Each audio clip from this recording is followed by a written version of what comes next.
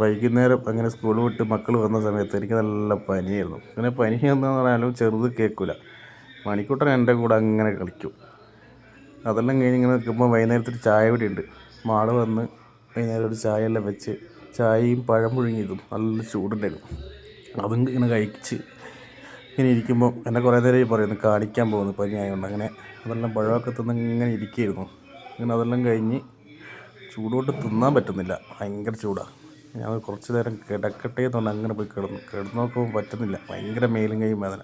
ഞാൻ വീണ്ടും ഞാൻ എണീച്ചു മോളുണ്ട് നമുക്ക് പോകാൻ തന്നു. അങ്ങനെ ഞാൻ വേഗം പുറത്തിറങ്ങി ഇങ്ങനെ ഓട്ടോറിക്ഷ എടുത്ത് നിന്ന് നമ്മൾ മാനന്തവാടി ഗവൺമെൻറ് ഹോസ്പിറ്റലിൽ അവിടെ എത്തി. അങ്ങനെ നേരെ ഹോസ്പിറ്റലിലേക്ക് ഇങ്ങനെ കയറി പോകുന്നത് കാണുന്നത്. ഇത് അത്യാവശ്യത്തിലാണ് വൈകുന്നേരം കാണിക്കാൻ പറ്റുള്ളൂ.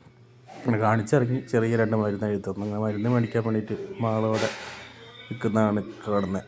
മരുന്നെല്ലാം മേടിച്ച് അവിടെ നിന്ന് അങ്ങനെ വന്ന് മൈസൂർ റോഡ് വഴി വീട്ടിലേക്ക് ചെറ്റപ്പാലത്തേക്ക് അങ്ങനെ വരുന്ന രംഗമാണ് ഇത് കാണുന്നത്. അങ്ങനെ വരുന്ന വഴിക്ക് പിന്നെ മക്കൾക്ക് എന്തെങ്കിലും മേടിക്കണമല്ലോ.